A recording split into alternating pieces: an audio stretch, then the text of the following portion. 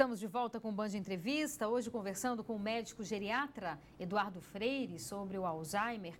Doutor, então nós falávamos sobre esses estudos, né, que estão acontecendo com médicos de vários países, inclusive aqui do Brasil também, o senhor inclusive faz parte desse grupo. E aí esse estudo está na fase 3, que é a última fase. Queria que o senhor explicasse um pouco sobre isso, que tem uma pesquisa clínica aí. Isso. O que é pesquisa clínica? São os testes dos medicamentos em humanos voluntários, e é bom a gente frisar a palavra voluntário, porque o voluntário que entra no estudo é um indivíduo que, por vontade própria, quis participar, para se beneficiar, sem dúvida, porque vai ter acesso a medicamentos ainda não disponíveis, medicamentos, via de regra, bastante eficientes, que estão sendo testados, porém, ele tem também um sentido humano da ação voluntária, porque mesmo que não resolva o problema dele, as gerações futuras vão ser beneficiadas pela sua ação voluntária. Por isso que em alguns países, como o Japão, o voluntariado em pesquisa clínica é uma coisa extremamente comum. Chega a ter mais de 1 para 1000 em cada 1000 pessoas como voluntário em estudos clínicos.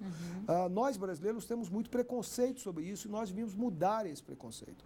Agora, você me perguntou sobre esses dois estudos em específico que nós estamos participando.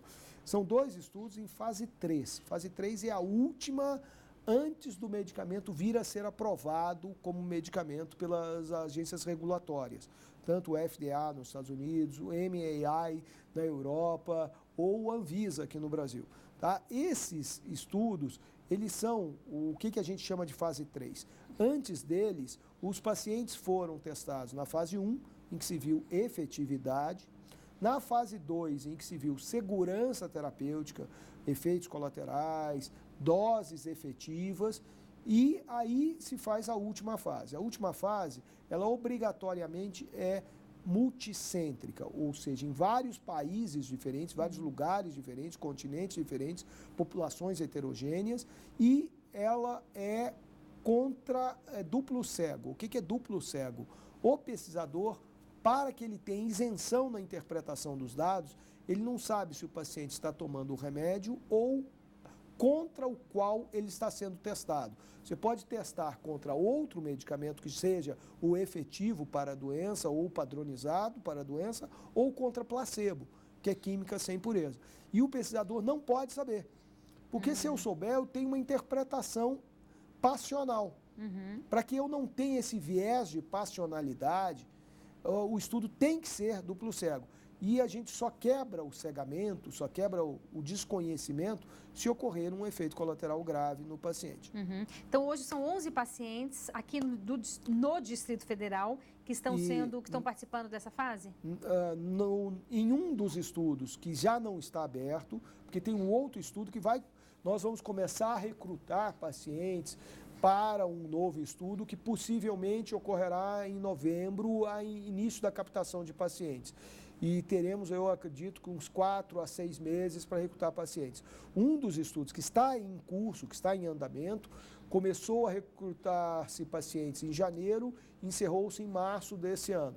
E nós estamos acompanhando, eu e colegas que estamos participando do nosso centro de pesquisa, 11 pacientes que estão tomando essa medicação já desde janeiro, alguns fevereiro, março. Entendi. E esse novo estudo, quem quiser se interessar, se voluntariar, como é que indivíduo faz? É bem-vindo. Ele pode procurar o nosso centro de pesquisa. Tem um site de vocês, tem um site né? do Qual é o centro de site? pesquisa, L2IP Instituto de Pesquisa, que é sem... Esse está ali no site, na televisão, né? Isso, L2IP.org. Aí lá tem mais informações. Tem informações a respeito não só desse estudo, como o paciente se cadastra e entra em contato conosco e, com certeza, aqueles que forem elegíveis para o estudo. E é importante frisar que o indivíduo que é voluntário no estudo, pela legislação brasileira atual, ele receberá o medicamento no transcurso do estudo e posterior ao estudo até que ele seja disponibilizado pelo SUS.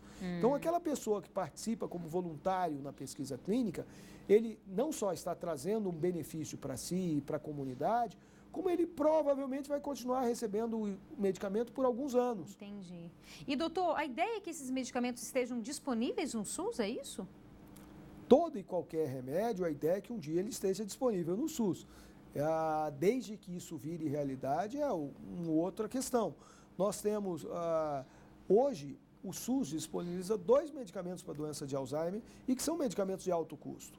Os medicamentos são orais. Essas drogas que estão sendo testadas são drogas bem mais avançadas, porque nós tivemos uma entre-safra de 12 anos do último medicamento. É um período muito prolongado. Verdade. E, infelizmente, porque todos os estudos anteriores a esse foram frustrados na sua resposta. De cada 1.000 moléculas testadas, 40 chegam na fase 3. Nossa. 960 são inviáveis na fase 1 ou na fase 2.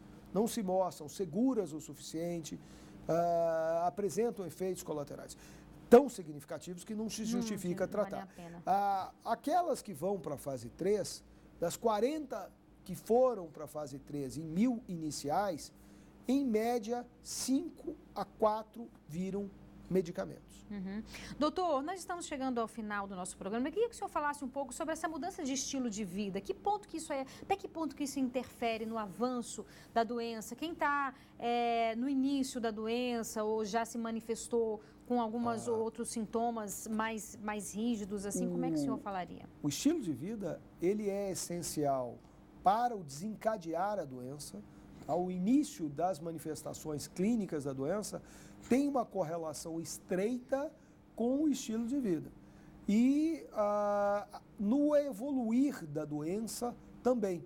Indivíduos sedentários, indivíduos que sejam obesos, eles têm mais chance de doença do que os indivíduos não sedentários, até por uma questão relacionada à resistência insulínica. E, por fim, no indivíduo que já tem a doença instalada, quanto menor a atividade física, mais veloz a evolução da doença. E quando a gente fala de atividade física, uma caminhada já seria suficiente? Não só suficiente.